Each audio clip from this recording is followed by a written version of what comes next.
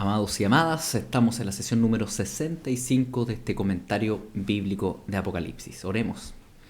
Padre Santo, te alabamos, te damos tantas gracias, porque tu reino ya vino en Cristo y será plenamente glorioso y asombroso cuando Cristo vuelva, Señor. Anhelamos tu venida, Señor Jesús. Sabemos que los reinos de esta tierra son rebeldes a ti y pasarán, todo pasará. Menos tu palabra es cierta y verdadera. Y tú vienes. Señor, viene un tiempo tan glorioso, nuevo cielo, nueva tierra. Anhelamos eso.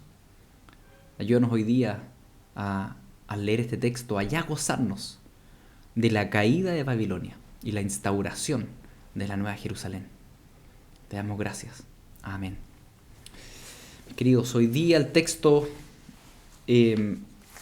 trata, lo que hemos estado hablando estas sesiones, ya finalmente de la caída definitiva de Babilonia.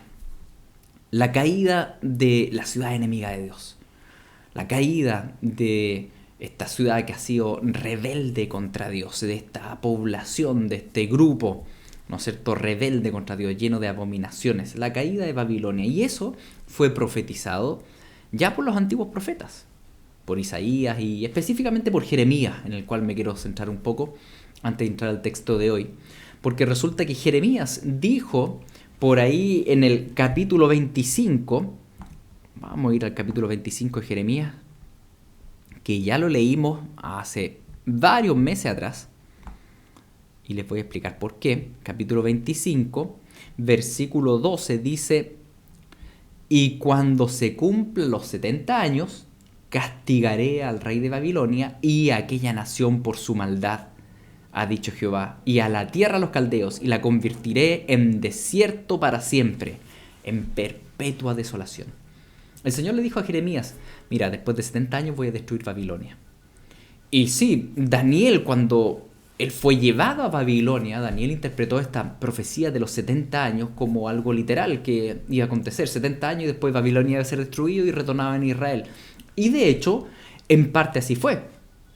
Precisamente 70 años después de la primera conquista de Jerusalén, Babilonia es conquistada por parte de los persas. Y resulta que el emperador persa da un edicto donde ellos pueden volver a Israel. Es decir, se cumplió literalmente. Pero ojo, como estudiamos en la sesión número 42, un ángel se apareció a Daniel y dice: mira, estas 70 semanas también deben interpretarse desde una perspectiva mucho más amplia que solamente 70 años literales. Y ahí está la famosa profecía de las 70 semanas en Daniel 9, como ya les dije, lo vimos en la sesión 42. Y una vez que se cumpla también ese periodo de las 70 semanas de Daniel, se llevará a cabo también la destrucción de la Babilonia en sentido figurado, la nación, el pueblo contrario a Dios. Por tanto, cuando llegamos acá al capítulo 17 y 18 de Apocalipsis, vemos el cumplimiento de también la profecía de Daniel, o de las 70 semanas de Daniel, o esta profecía de Jeremías, que habla de que Babilonia será destruida al final de las 70 semanas, o de los 70 años. Y eso es lo que estamos ahora presenciando aquí en el capítulo 17 y 18. Tenemos en esta visión que ve Juan, que un ángel le muestra esto. Él ve que surge del mar, surgen desde las naciones, desde el gentío, surge una bestia, y sobre esta bestia hay una gran ramera. Entonces hay dos personajes aquí: la gran ramera, la prostituta, y también la bestia. La prostituta, en términos bíblicos, en todo el Antiguo Testamento se habla de la prostituta como del falso pueblo de Dios. Alguien que aparenta ser pueblo de Dios, que aparenta ser Israel de Dios, pero en realidad era el Israel idólatra, el Israel que adoraba a ¿cómo se llamaba este Dios? A Baal. Tuve un lapsus. Este Israel terrenal que adoraba a Baal en vez de adorar al Dios verdadero. Por tanto, era un falso pueblo de Dios y Dios lo llama la prostituta. Así también en el Nuevo Testamento, en la era de la iglesia en general ha interpretado como esta prostituta, esta gran ramera, al falso pueblo de Dios, la institución católica romana. Sobre todo los reformadores vieron a esta gran ramera como esta institución católica romana que enseña hasta el día de hoy salvación por obra, idolatra a los ídolos y tantas cosas que vimos la sesión pasada al analizar acá un par de versículos del capítulo 17. Entonces tenemos esta gran ramera, el falso pueblo de Dios, que se ha embriagado con la sangre de los mártires, y por otro lado la bestia, el gobierno mundial del anticristo, que está a punto de surgir y gobernar el mundo entero. Entonces estos dos personajes, si bien se potencian, no son lo mismo, porque como dice acá, y es desde donde tenemos que leer hoy día, dice así, versículo 16 del capítulo 17. O del 15, dice, me dijo, las aguas que has visto donde la ramera se sienta son pueblos, muchedumbres, naciones y lenguas. Y los 10 cuernos que viste en la bestia, estos aborrecerán a la ramera. ¿Qué eran los 10 cuernos? La sesión pasada vimos que este mismo texto dice que son los 10 reyes del final, los 10 reyes de la tierra cuando sea el último nuevo orden mundial, ¿sí? Estos 10 reyes van a aborrecer a la gran ramera. Y la dejarán desolada y desnuda, y devorarán sus carnes y la quemarán con fuego. Fíjense, ¿quién destruye a la gran ramera? Resulta que la gran ramera es destruida por la bestia. Si la gran ramera entonces representa el Vaticano, ¿no es cierto?, y la Iglesia Católica Romana, y la bestia significa el último reinado mundial del anticristo con el mundo dividido en 10 zonas, resulta que ese gobierno mundial va a destruir el Vaticano y Roma. ¿Y por qué harían algo así? Si se potencian entre ellos, pues si son tan malos los dos. Y fíjense, aquí la soberanía y la grandeza de Dios en esto. Versículo 17. Porque Dios ha puesto en sus corazones el ejecutar lo que Él quiso. Qué tremendo este versículo, queridos.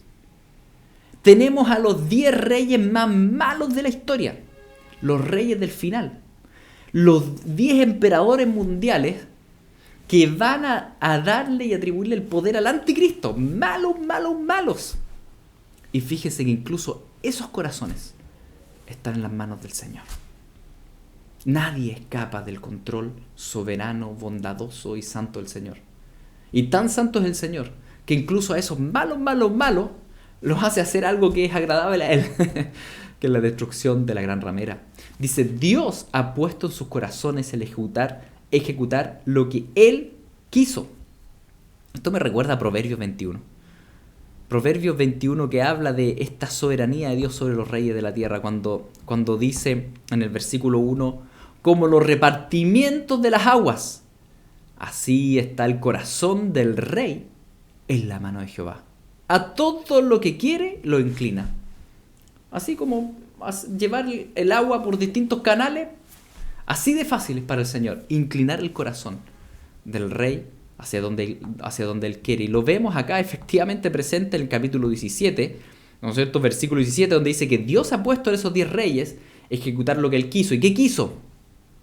Ponerse de acuerdo, dar su reino a la bestia hasta que se cumpla la palabra de Dios y destruir a la gran ramera. Fíjense, Dios está en su soberanía detrás de todo este plan. Y uno dice, y aquí es donde surge el tema de la confianza en Dios. Porque uno puede decir, pero entonces Dios es malo. Y no, la Biblia dice Dios es santo. Todos sus designios son perfectos. Si Él lo hace así, es porque es el mejor camino posible. Y la gran ramera merece destrucción. Y no solo eso, también es necesario que gobierne el anticristo por una hora. ¿Para qué? Por muchos motivos. Muchos desconocemos, otros los intuimos. Uno, para demostrar que el gobierno humano siempre es malo. Para demostrar que en realidad el hombre adorando al hombre nunca va a lograr nada. Y siempre es macabro y maligno. Para sacar a relucir la maldad humana. Y al mismo tiempo, para sacar a relucir la gloria del Hijo de Cristo. Porque será Cristo el que venga y destruya al anticristo con el puro aliento de su boca. Jesucristo, el Rey de Reyes y Señor de Señores. El Señor, por tanto, permite incluso el reinado de estos 10 malvados. Que el mundo va a decir, no, y cómo, y la élite mundial que se apodera del mundo, y cómo puede ser. El Señor lo permite, por sus designios santos. Nosotros tenemos que estar tranquilos como pueblo de Dios. Tenemos que estar tranquilos. Dios ha puesto en sus corazones el ejecutar lo que Él quiso. Qué grande nuestro Señor. Cuando el mundo se vuelva confuso y se levanten las naciones y que la escoba y se unan en 10 zonas mundiales y todo lo que sabemos en la palabra, tú no te inquietes. Tú tienes un rey que es Cristo y tú confías en un Dios que es santo y Él hace como Él quiere. Así que tenemos la bestia y tenemos a la gran ramera y tenemos que la bestia va a destrozar a la gran ramera, probablemente el Vaticano.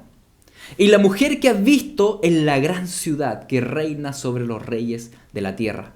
Este Vaticano que ejerce control sobre el mundo a través de la economía, a través de sus engaños, a través de su milicia que son los jesuitas y tantas cosas, van a hallar su fin en el reinado de la bestia.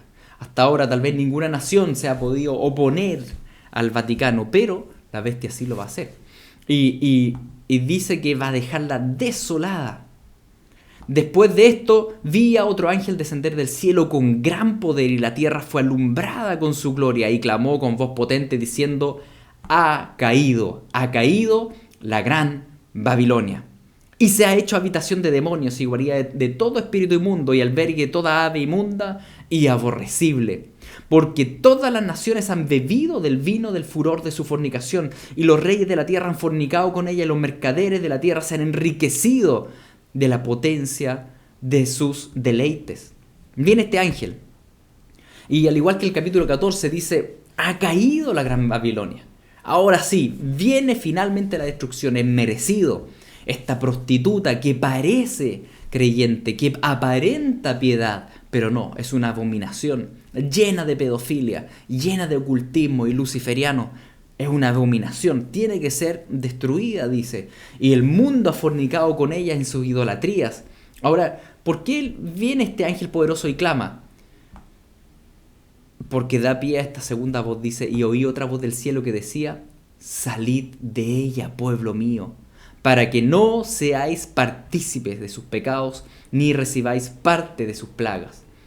Le dice al pueblo que tal vez todavía acude a misa, ¿no es cierto? Y que todavía está bajo doctrinas, ¿no es cierto?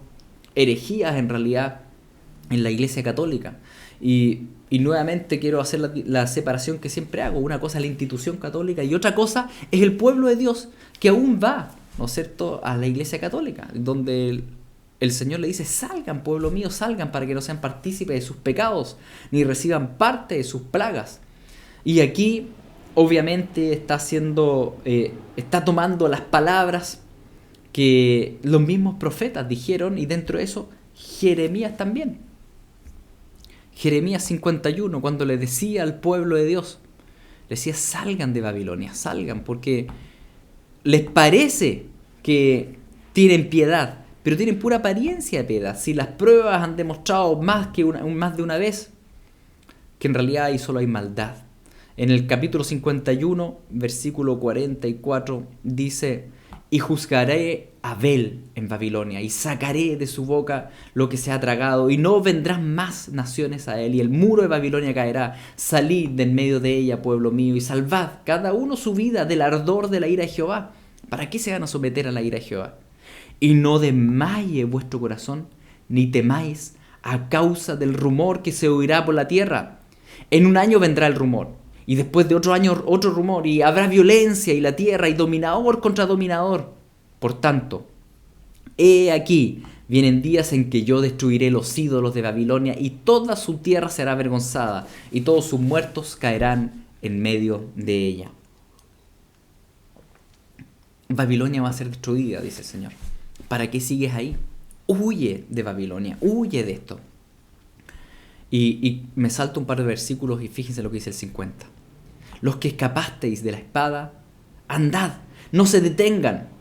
Acordaos por muchos días de Jehová, acordaos de Jerusalén. A estos creyentes de Dios que han escapado de Babilonia, de la falsa iglesia de Cristo, de sistemas religiosos que en realidad no predican el evangelio. Y aquí quiero ponerme un poco más amplio. Está el mormonismo, que es en realidad politeísta. Están los testigos de Jehová, que niegan la divinidad de Cristo. Y tantos sistemas religiosos que aparentan piedad y cristiandad y no son. Huye, pueblo de Dios. Más aún, las supuestas iglesias evangélicas que en realidad van en pos de la teología, la prosperidad. falsas enseñanzas. Huye, pueblo de Dios, sal de ahí. Donde hay falsos apóstoles y falsos profetas. Huye, escapa, dice. Y fíjate, ¿dónde poner los ojos? Dice, no ponga los ojos en Babilonia. Acuérdate de Jehová y de Jerusalén. Pon la vista en las cosas de arriba, en la nueva Jerusalén celestial. En el premio celestial, no ponga la vista en las recompensas terrenales, en tener dinero terrenal, en tener comodidades terrenales. Pon la vista, tú que estás huyendo de esas falsas doctrinas, pon la vista en la nueva Jerusalén. No en la Babilonia terrenal, en la nueva Jerusalén celestial.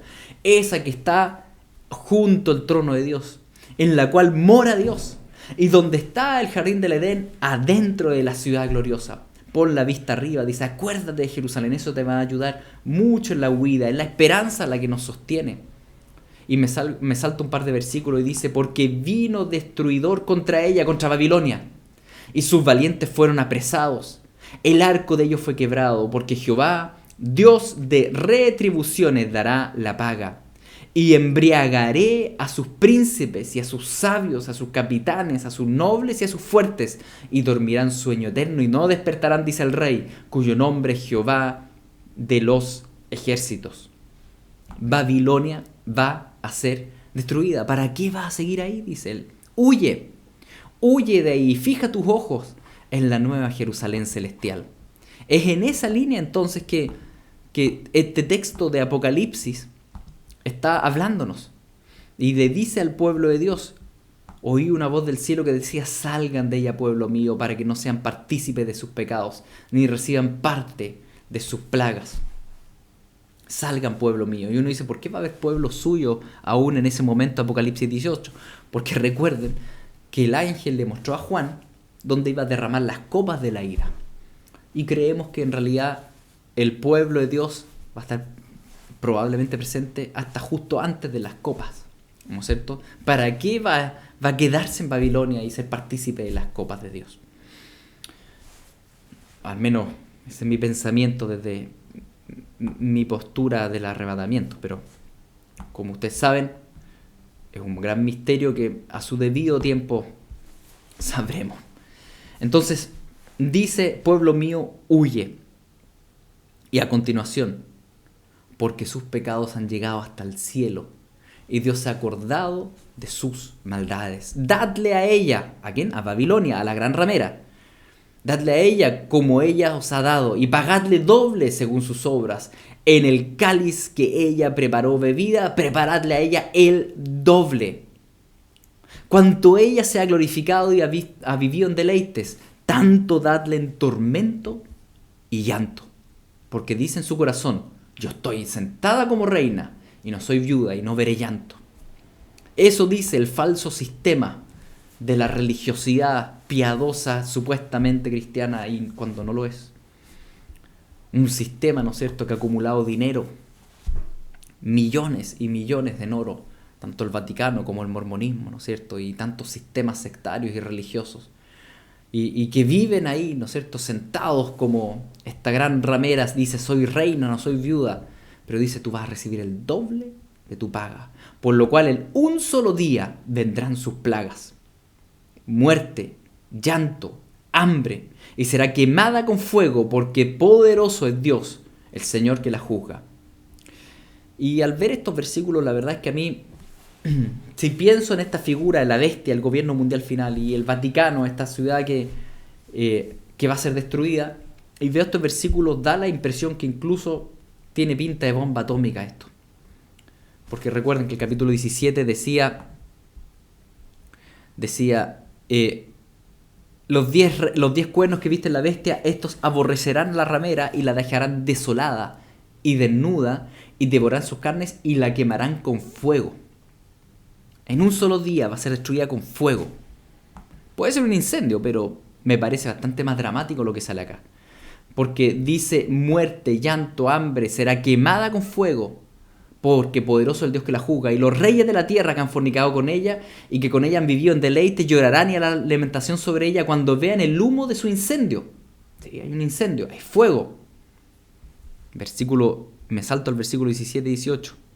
Porque en una hora han sido consumidas tantas riquezas Chuta, esto tiene que ser un fuego potente para que en una hora se ha consumido todo el Vaticano. Y todo piloto y todos los que viajen en nave, marineros, todos los que trabajan en el mar se pararon de lejos. Y viendo el humo de su incendio dieron voces diciendo: ¿qué ciudad era semejante a esta gran ciudad? Desde lejos se va a ver esto. Y si esta destrucción va a ser realmente como dice, y como dicen los textos de Jeremías, va a quedar con desolación perpetua, entonces esto tiene pinta de bomba atómica que va a caer, pero en una hora va a ser destruida completamente. Hoy en día esto es posible. Y dice entonces: los reyes de la tierra que han fornicado con ella y con ella han vivido en deleites llorarán y harán lamentación sobre ella cuando vean el humo de su incendio, parándose lejos por el temor de su tormento. Parándose lejos por el temor de su tormento. Esto tiene pinta, como les decía, tal vez nuevamente a bomba, diciendo: ay, ay de la gran ciudad de Babilonia, la ciudad fuerte, porque en una hora vino tu juicio. Y los mercaderes de la tierra lloran y hacen lamentación sobre ella, porque ninguno compra más sus mercaderías. Mercadería de oro, de plata, de piedras preciosas, de perla, de lino fino, de púrpura, de seda, de escarlata, de toda madera olorosa, de todo objeto de marfil, todo objeto de madera preciosa, cobre, hierro, mármol y canela, y especies aromáticas, incienso, mirra, líbano, vino, aceite, flor, harina, trigo, bestias, ovejas, caballos y carros, esclavos y almas de hombres. ¿Quién trafica con todo esto en el mundo? ¿Existe una ciudad que esté detrás del comercio del mundo? Yo creo que sí. Yo creo que el Vaticano está detrás del comercio del mundo. O sea, son cosas comprobables en la historia, incluso el tráfico de esclavos.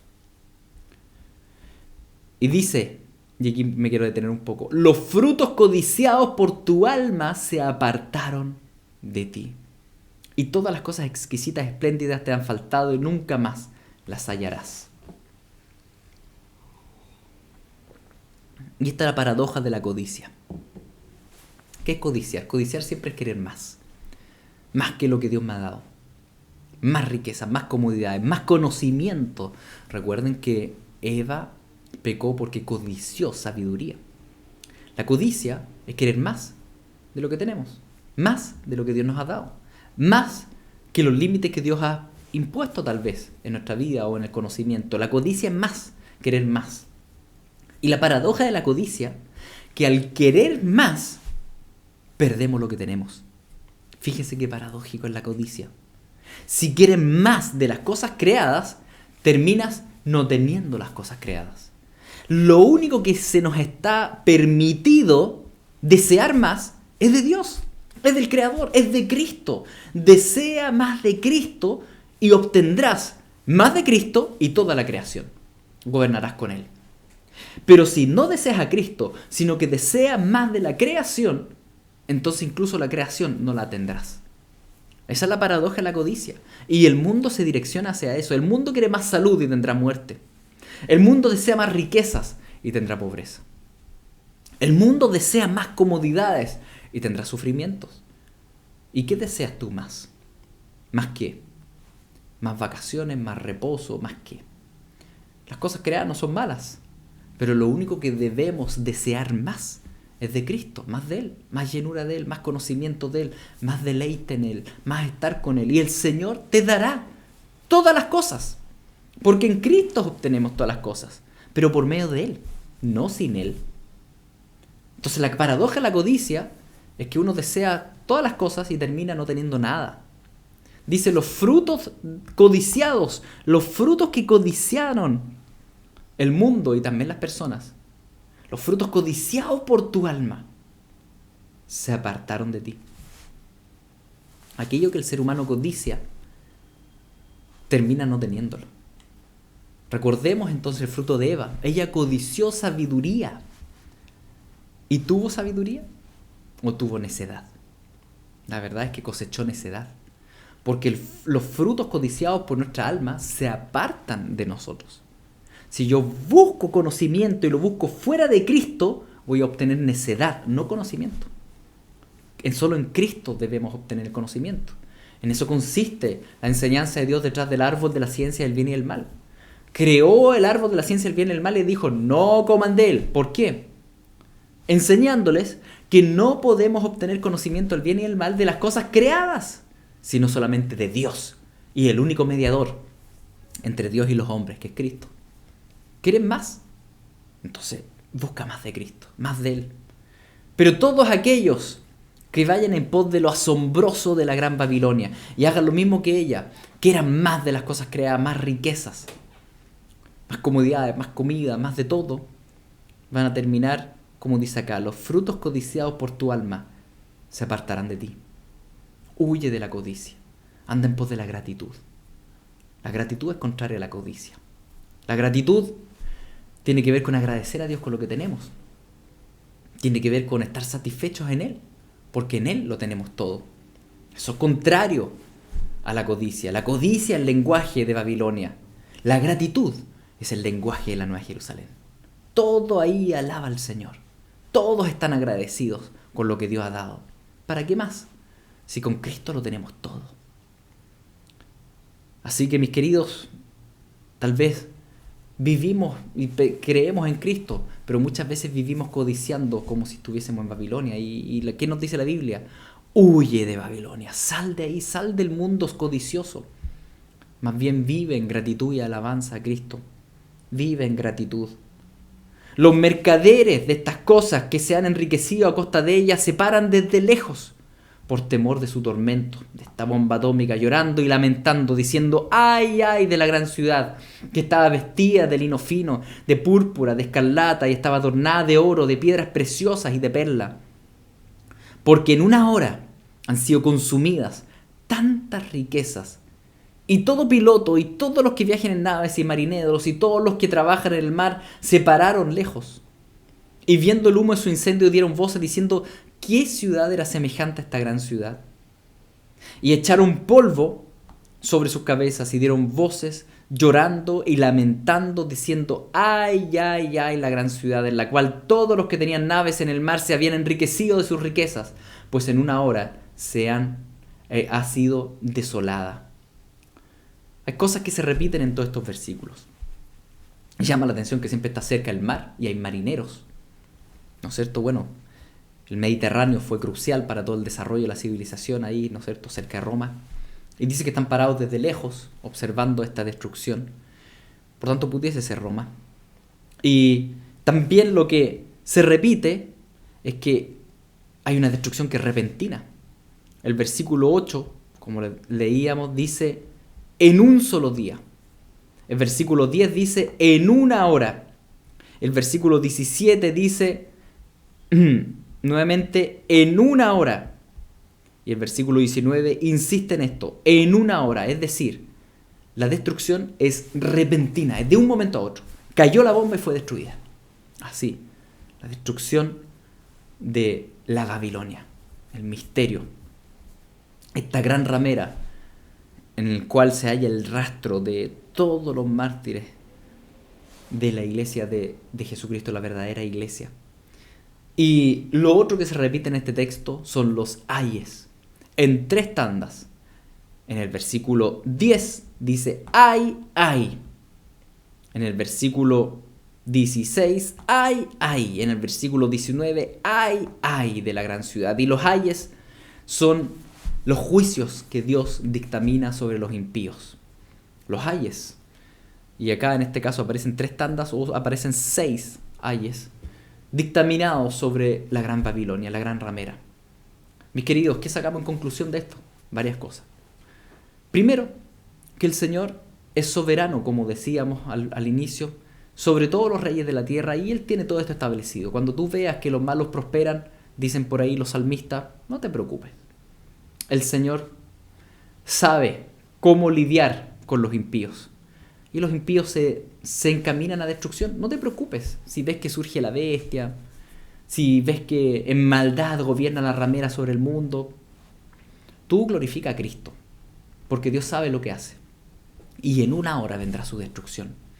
En segundo lugar, lo que aprendemos es que no debemos ser parte de la codicia de Babilonia, de la codicia de este mundo, porque este mundo se dirige a destrucción, inevitable destrucción.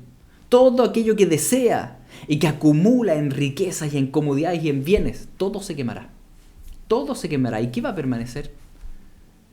Permanece solo aquel que está en Cristo, porque solo Cristo permanece.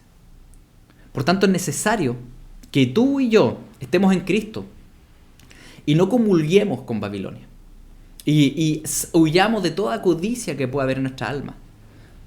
Que realmente toda nuestra gratitud, todo nuestro deseo, sea para Cristo, sea para Él, sea para su reino, vive para Él.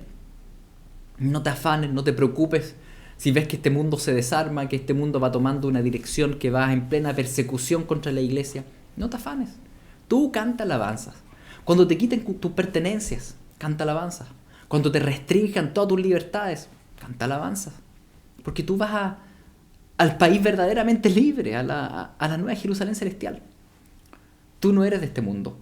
Mientras vayas perdiendo libertades en este mundo caído, cada día más, y ya no tengas libertades ni para viajar ni para nada, tú agradeces al Señor porque eso te recuerda que tú no eres de acá, que tú eres extranjero y peregrino, y que nosotros vamos a otro lugar, y que este mundo en una hora va a ser destruido.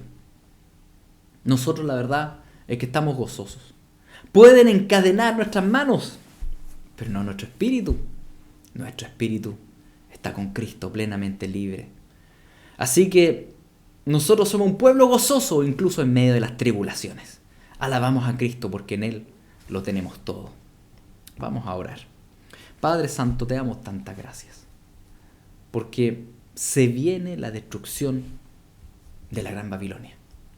El pueblo rebelde a ti, codicioso. Y eso es motivo de dicha para los creyentes. Y al mismo tiempo, Señor, descansamos en ti. Que eso ocurrirá a su debido tiempo. Cuando tú quieras. Tú eres justo y tú eres santo. En ti confiamos en tus criterios. Descansamos en ti, Señor. Tú eres Dios. Y gracias porque tú eres Dios. Amén. Y antes de terminar les leo el último versículo. Dice versículo 20: alégrate sobre ella, cielo, y vosotros santos, apóstoles y profetas, porque Dios os ha hecho justicia. Amén. Gloria al Señor.